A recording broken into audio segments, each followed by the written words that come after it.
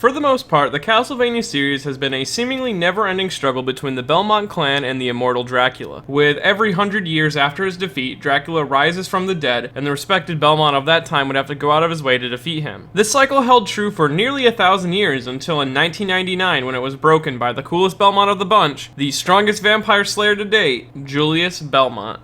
1,000 years ago, a family's destiny was born. Not in a cradle, but in a coffin.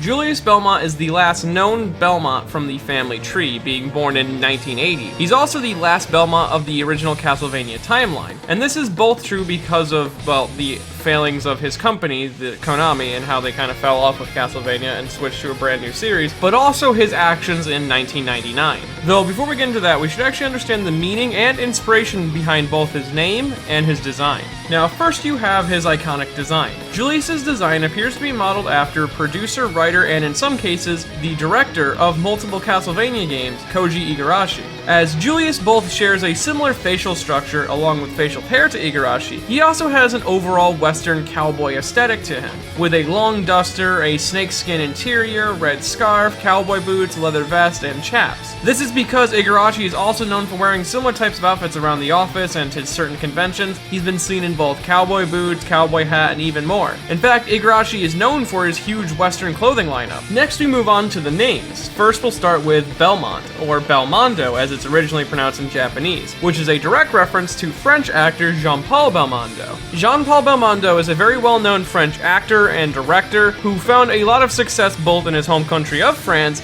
and also overseas, specifically within Asian countries. Belmondo found his success through his roles in early action films like The Man from Rio, Greed in the Sun, and Weekend at Dunkirk. His fame even started to extend outside of his home country more and more, even going so far to inspire other characters in other media like Jean-Pierre Polnareff from the Japanese manga series JoJo's Bizarre Adventure Part 3 Stardust Crusaders. So, with Belmondo being this big European name going around, when the writers for the original Castlevania wanted a European-sounding name for their protagonist, they went with Belmondo, which was later changed to Belmont in the Western release, likely due to a mixture of both translation and copyright.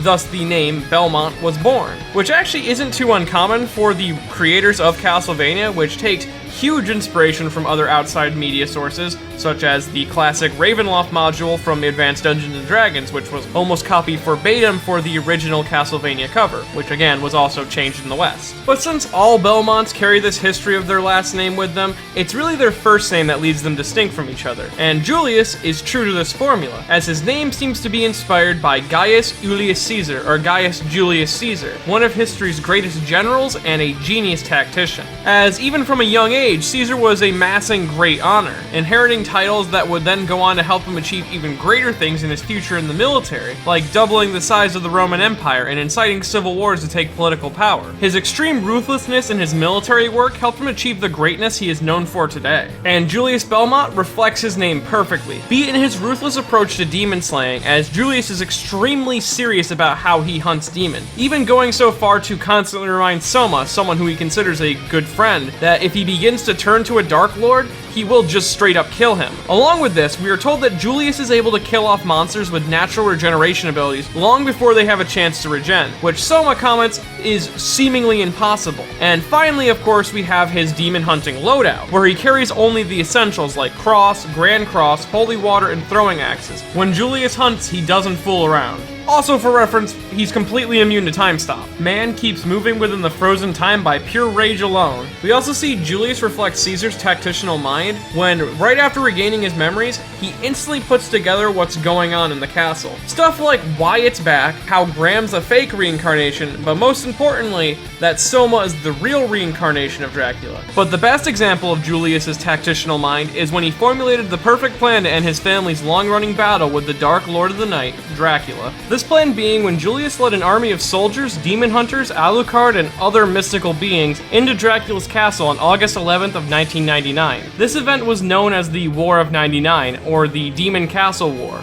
Now, the reason this war was planned for this specific date was based on two factors. First being Nostradamus' prediction that Dracula would rise on 1999, as the 99 in 1999 is an inverse of the number of the beast. But the reason that Julius decided that the perfect day to attack the castle was August 11th is because that was the date of a solar eclipse. And that small little detail would play a major factor into Julius's plan, as he surmised that the Dark Lord's power is linked in some way to the demonic castle. So if he were to separate them somehow by force, he could finally kill off the current Dark Lord once and for all. And the way he planned to separate them is by storming the castle on the day of the eclipse and working his way up to defeating Dracula, like all Belmonts do and have done before. But then he would drag the body outside of the castle, and using the combined energy of his bloodline, the Morris bloodline, and powerful witches like Charlotte Alune, alongside just a fuck ton of Shinto priests, they sealed the castle away within the solar eclipse itself.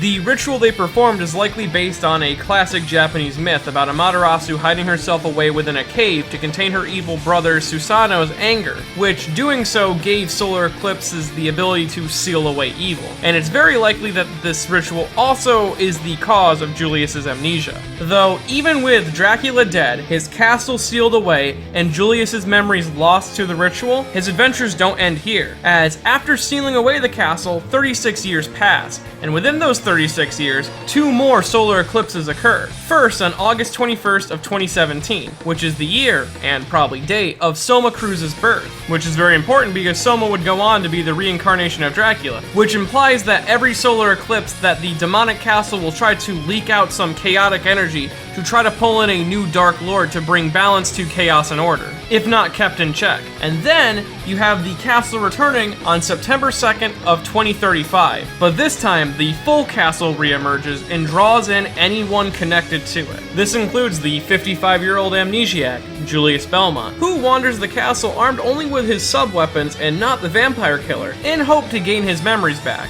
Yet, he makes the same progress as Soma, who's armed with so much more, implying the difference in their skill level, until his memories come surging back and he realizes what's going on, and he runs off to find his whip. And then after Soma absorbs Dracula's dark energy, Julius is there to greet him. And thus we learn why Julius gets the title of the greatest vampire slayer and greatest demon hunter, as Julius was designed to be one of the most difficult bosses in the game, both by the fact that he's basically immune to one of the strongest weapon types in the game, that being Holy, which forces most players to abandon their dominant strategy, as for most of the game, just about everything in the castle was weak to holy weapons, meaning that the player would rely more and more on holy weapons, and one of the strongest weapons in the game, the Creme Soleil, is a massive holy weapon. But you also have to take into effect that he has two forms. One where he just jumps around and uses his whip, the other where he mixes in his sub-weapons, helping you feel like you're really the prey of a powerful demon hunter, the more and more as the fight continues. And even after you defeat him,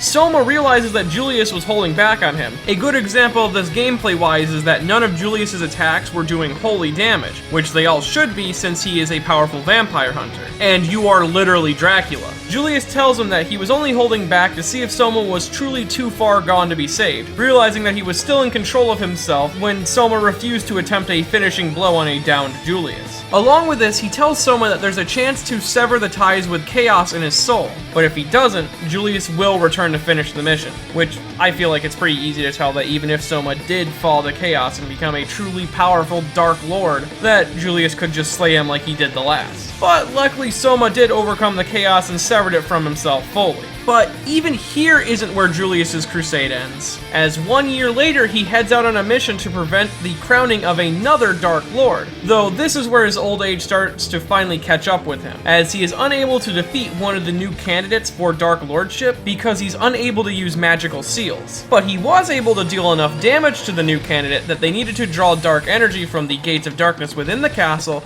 to regain their health back. This is especially impressive since at the time, their soul was fused together with a powerful fire demon. Yet, even in his weakened age state, Julius still contains enough raw energy to blast open a dark magic gate that Alucard and Soma had no chance of removing. Though, after doing so, he laments his old age, saying that he's run out of stamina and has to sit out the rest of the game. Though, if Soma does fall to the Dark Lordship and becomes the next Dracula again, Julius still has enough strength to go up there, kick his ass, and defeat him, which makes you wonder how much fight is still left in this old man. Julius is just the perfect embodiment of the vampire hunter name the Belmont clan has built up over their 1,000 years of service, and he sunsets the family lineage perfectly, both in his character, but also in his respected alternate playthrough modes. First in Aria of Sorrow, where Julius' mode is played much like a classic Castlevania game, where there's no levels, it's boss to boss, and you're armed only with your whip and sub-weapons. But alongside that,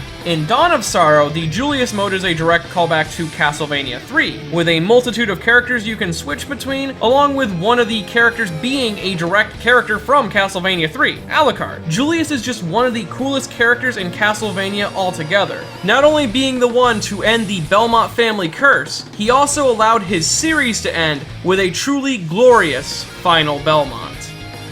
And if you enjoyed this video and like to support more videos like it in the future, I have a Patreon at patreon.com/MetiNotTheBadGuy. And if you would like to defeat your own immortal vampire, well, first you need to head on over to Funimation.com/show/Shimonetta, boring where the Constitution which doesn't exist, to get your vampire slaying training. It comes in with every single copy. It's a great purchase.